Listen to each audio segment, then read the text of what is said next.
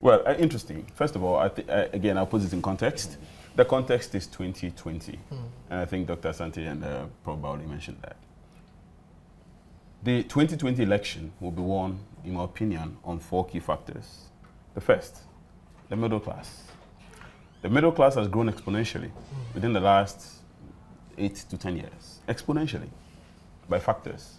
The people who used to be in the villages, who normally voted for the NDC, a good number of them are now in the cities. Some have become middle class. The middle class cannot be ignored. Number 2, new voters. Some statistics suggest that the new voters coming in will be as many as 3 million. I think moderate statistics are saying they'll be in the region of 1 million to 1.5 million. That is a constituency that cannot be ignored. They are significantly going to shape the dynamics of 2020. The third one are the moderates.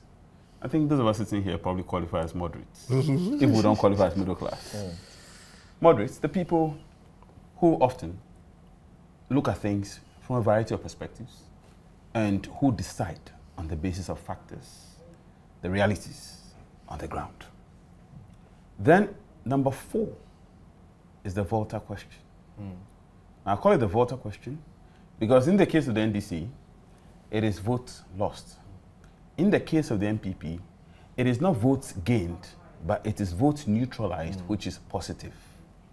Therefore, if you put these 4 factors together, whatever decision that is going to be taken, as far as the NDC's primaries are concerned, must reflect the vicissitudes of these in 2020. Otherwise, it becomes an exercise in-house, which gets nowhere. I do not think... Okay, so set up, if you underestimated Kofi Abotsi's prowess in the area of political analysis. I do not think that the NDC want to engage in the latter suggestion, i.e. an exercise in-house which gets nowhere. Therefore, and I know you draw me in the direction of asking me to predict who I think is the most likely candidate who would win among others, I would not take that invitation. Because that, I think, may end up to be an unfair advertisement for some candidates. And I would not want to do that. But I would just want to say what may look like the candidate who should win.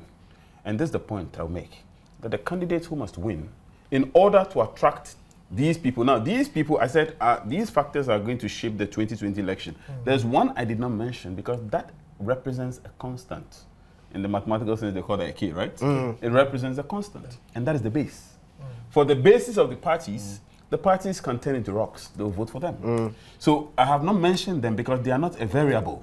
For them, they are a constant. Whether it rains or it shines, they will vote for their political parties. So in terms of 2020, the variables which may dictate whom they vote for significantly will impinge on one key factor, and in my opinion here, it has to do with the personality gravitas of the candidate. Voters who are affected by the elements I've mentioned look at the key and fundamental question of who the candidate is. I have said this in places, and I think occasionally got me in trouble, that the NDC and the MPP are hardly distinguishable as political parties. The 2 parties have merged, or they have converged, in the areas of ideology that used to differentiate them. In the 90s, the NDC stood for social democracy. The MPP stood for free market economy, capitalism. The World Bank and the IMF conditionality and policies and other external factors have compelled these 2 parties to either become socially oriented in the case of the MPP or to become free market economy in the case of the NDC. So the 2 parties have actually become increasingly the same thing, one and the same thing. Therefore, what distinguishes the 2 parties often has to do with the personality leading the parties. The voters who go to the polls and make their decisions on the basis of the dynamics of the time look at the person leading the 2 political parties. And that's why I will still suggest that in terms of who wins at the primaries of the NDC, the key and fundamental question should be, what is the personality of the person involved? But it's not just personality in terms of the beauty physicals among others, but personality in terms of what the message is. And I think Kojo or Doc mentioned the question of the message. In the case of former President Mahama, his past is both an advantage and a disadvantage. It is an advantage to the extent that he's marketable. It's very easy If you put him there, it's very easy to market him to the rural folks and other people, for example, who has to be reached. The disadvantage lies in the fact that if he lost by 10 percentage points, then he needs to do a lot to bridge that. Because, and I agree 100% when Dr. Asante mentioned the fact that that represents a statement by the voters that something was fundamentally wrong, and therefore it represented a certain degree of rejection. That can be rectified, but in order to have that rectified, the former President Mahama must have a new message. And again, that is something that can be crafted. So I will not go as far as to suggest that former President Mahama has the advantage, or in the case of Doc, that Professor Alabi has the advantage in this context. I think the key and the most fundamental thing is the personality gravitas of the leader is important. Now, I will not suggest the question of withdrawal because I do not think it will happen. Yeah. And I have to be respectfully honest about this. I do not think former President Mahama will withdraw. And I have to tell you why. Even strategically speaking, if I were him, I will not withdraw. And the reason I will not withdraw is because former President Mahama left office with a deficit he would want to rectify. He finds it so bad, and anybody will find it so bad, that in his own opinion, in light of all that he thought or he thinks he's done, given his legacy, among others, for him to have lost power, not by the traditional 2%, 1.5%, or some point-something percent, but actually to lose by close to a 10 percentage points, it is a deficit he would not want to be remembered for. That is a political reality and misfortune for him, which one can understand why he would want to rectify that. So I think that if you ask me, strategically speaking, of all the candidates put together, by reason of his service, which you actually itemized, the fact that he was from the assemblyman all the way to a president, now to a former president, and possibly to another president.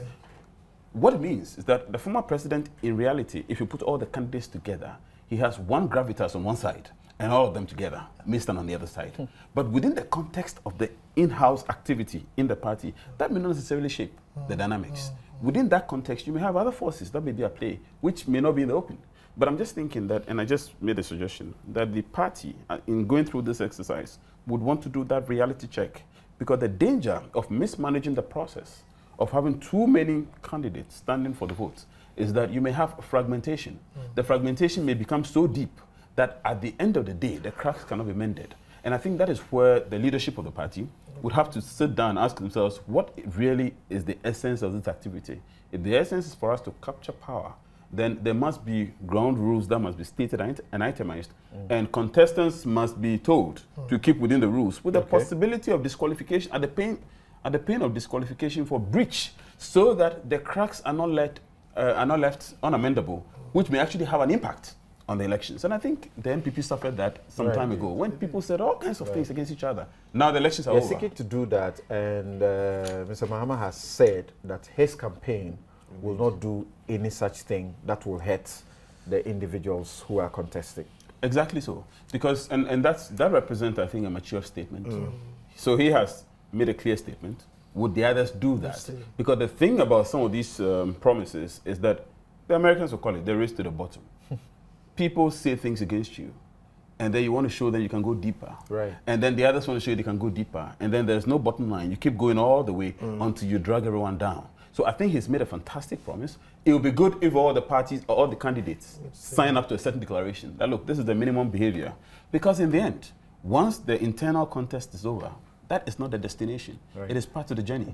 So if you destroy the journey, there will be no destination. And the destination in this case is actually to win the election 2020. So it's incumbent on the party, at least, to learn from the experiences of the party on the other side. That party suffered, the NPP suffered, with all kinds of things that people said in the course of the race.